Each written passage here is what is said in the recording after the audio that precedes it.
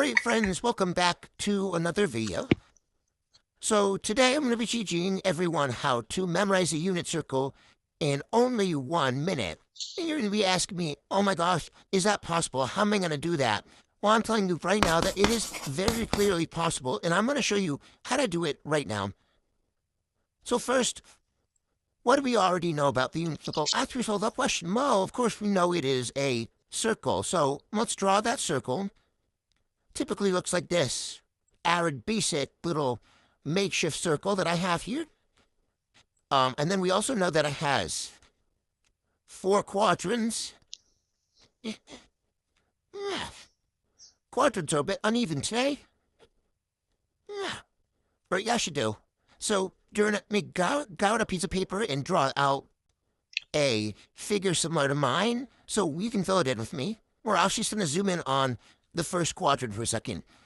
And we're going to split it up into our little mini quadrants, or little mini sections, as you may like to call it. And it's okay if it's not perfect. I know mine aren't perfect. But just do what will help you learn it.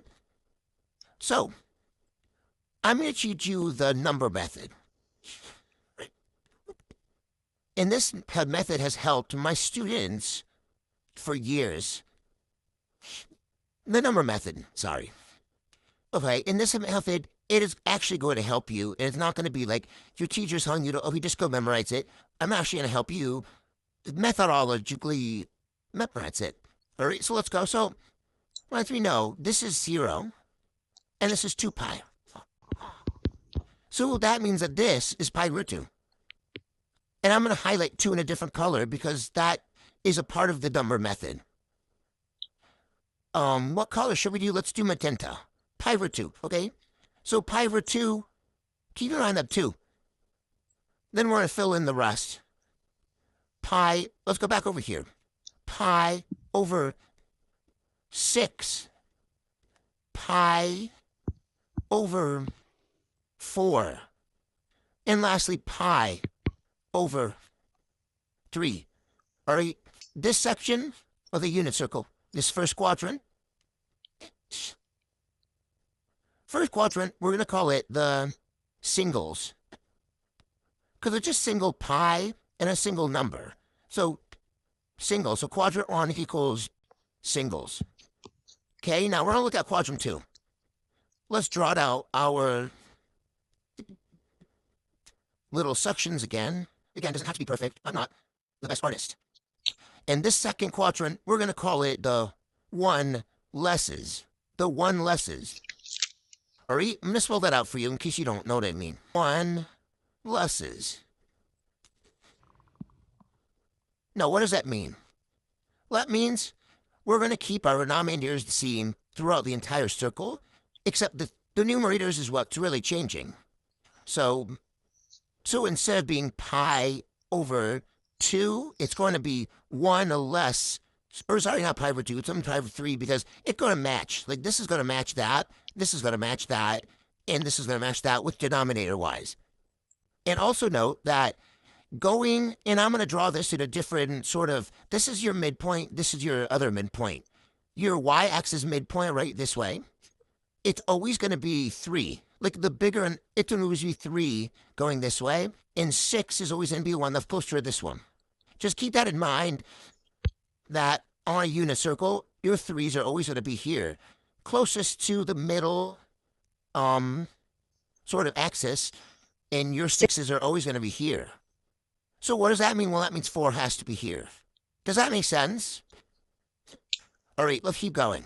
Pi over 3. We know it's going to match. It just draw out, honestly, just draw out every single point from your previous one. Just to help you know, look, okay, that's going to be what is the basis for this next one. And how am I getting these numbers? Well, again, it's just the one that connects to it, like the corresponding sort of 1. All right, and then, like I said, it's going to be called the 1 lesses. So what does that mean? Well, that means it's literally just going to be the number that's 1. So for this one, 3 minus 1 is 2. 4 minus 1 is 3. And 6 minus 1 is 5.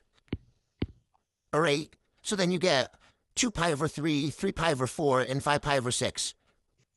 All right, moving down the line, this one's going to be called this quadrant is going to be called the 1 pluses.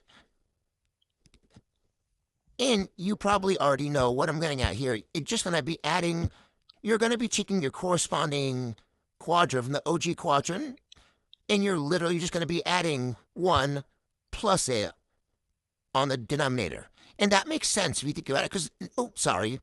I made a mistake a while ago. This is just pi, not 2 pi, sorry, guys. This would be 2 pi. Over here would be 2 pi. I'm sorry, guys. Anyway, let's keep going. So, and that makes sense, because this is almost 1 pi. This is almost 1 pi, but it's not quite 1 pi yet. But once we get over here, it is going to be past 1 pi, so it's going to be 7 pi over 6. And that makes so much sense, because, well, the denominator has to be 6, because we're standing closest to this axis. So we just 6 plus 1, which is 7, and this one would be 4 plus 1, which is 5, so it would be 5 pi over 4, which makes sense, because now we're getting bigger and bigger and closer away from normal pi and walking our way towards 2 pi. Let's keep going. This one's going to be what we know is closest to this one, and it corresponds with this one, so it must be 3 plus 1, which equals 4 pi, and then keeping our denominator the same 3. So this is going to be our 1 plus this section. And then lastly for this one, I like to call it double, or I'll erase this moment. So I'm going to be calling it the double minus 1. Or you can call it the almost double. I feel like that makes sense. The almost double. And this is quadrant 4. All right, so what does that mean? That literally means you're going to take your number. This is just going to be 3. We just got to memorize these two. All right? All right, and this one, so 3 times 3 equals 6. 6 minus 1 equals 5. 5 pi. 4 times 2 equals 8. 8 minus 1 equals 7. 7 pi. And then the same thing with this one's going to be 11 pi. You're going to end up getting 11 pi. 6 times 6. 6 times 2, sorry, is 12. 12 minus 1 is 11. All right? So I'm just going to draw it out neatly for you guys again. And what I recommend doing is just grabbing a plain unit circle and just trying to fill it in on your own. So just watch me how I do it. And I really want you guys to understand this, because it is important. You have to know this. You're going to have to know this for the rest of your math career, and it's just important that you learn it ahead of time. All right, so let's just start filling it out. And you don't have to do these. This is just like if you really need the extra help with dividing it, then you can do that.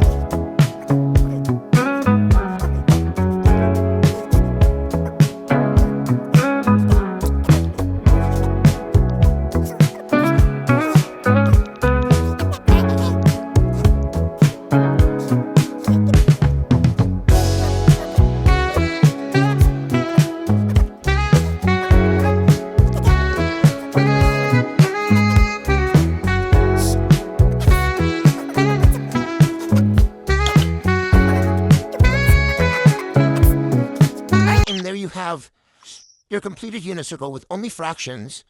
Okay, now let's talk about this. We know a unit circle is, this is 1, this is 1, this is 1, and this is 1. So the radius equals 1. So that means this point would be 1, 0. And that makes so much sense. This would be 0, 1, and this would be negative 1, 0. And again, this would be negative 1. 0, 0, negative 1, I'm sorry. That makes sense. Now we have 3 other coordinates on our unit circle. And that is, and of course we have combinations with negative and stuff, but for quadrant 1, it's going to be 1/2 root 3 over 2, and that's going to be right here. Then we have root 2 over 2, root 2 over 2, and that's going to be right here. And then we have root 3 over 2, 1/2, and that's going to be right here.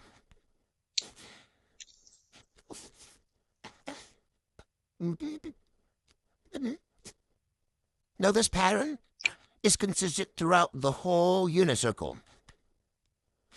Okay? So what does that mean? Well, that means you literally could just add negatives to this. And of course, you should already know the all students teach calculus on that. In my other videos, you need to know this. If you don't know what that is, I have other videos discussing that. Just go check those out. But for right now's sake, you need to memorize these, and you need to memorize where they go. You should memorize this part right here. Okay? If you think about it, so someone tells you find negative 1/2 root 3 over 2. Well, what does that mean? Well, that literally means, just remember, if this whole part is equal to 1, then 1/2 will be right here. This would be 1/2, or negative 1/2, and this would be positive 1/2. Well, what does that mean? Well, that means if this is negative 1/2, we only know one of these points falls at negative 1/2, and root 3 over 2 is the largest one, so going off the most is root 3 over 2. So if it were a timeline like this, it would be 0, which is over here. What is this point? Well, this point is 1/2. Coming this way is 1/2. I know it doesn't look like it, but it really should be 1/2. Then it would be root 2 over 2, and then it would be root 3 over 2, and then it would be 1. So you need to memorize that this is the order. This is supposed to be 2. So this is the order of how it should look. You need it. If you're going to screenshot and memorize one thing from this video, it better be this, because this is really what you need to know. As long as you know this graph, you're set. You're totally fine. And that's just going to help you memorize the entire thing. If you guys have any more questions, let me know. But that's all for today's video. Take a look at everything. Download a CV. Email me if you have questions in the comments down below if you have questions. And see you guys for the next video.